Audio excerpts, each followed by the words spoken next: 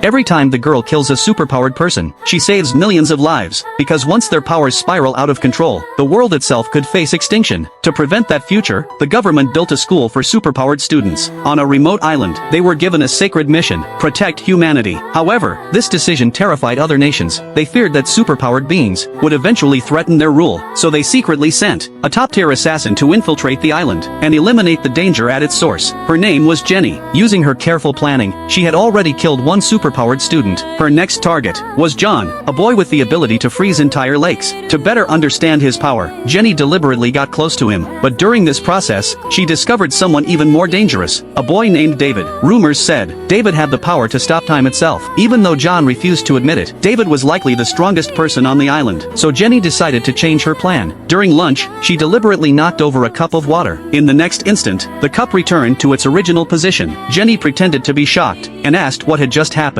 David claimed it was his ability, time freeze, but Jenny instantly realized he was lying. When David noticed that Jenny truly seemed able to read minds, he finally told the truth. His real ability was traveling into the past to change the future. In reality, Jenny had lied to get onto the island. She claimed her power was mind reading, but she was actually just extremely observant, reading people through their habits and behavior. However, when David spoke about his dream to erase all evil from the world, Jenny felt true fear, because if David ever saw the future, where she murdered superpowered students, her mission would completely fail. At that moment, Jack suddenly appeared. He asked David to use his power to investigate the disappearance of the class president. Jack also demanded that Jenny explain what happened yesterday. Jenny admitted she had been alone with the class president, but she didn't tell Jack that she was the one who pushed him off a cliff. After Jack left, David decided to begin the investigation immediately. He used his power to return to the boys' dorm the previous night. After confirming the class president never returned, Jenny realized something critical. David's ability consumed massive physical energy, and he could only return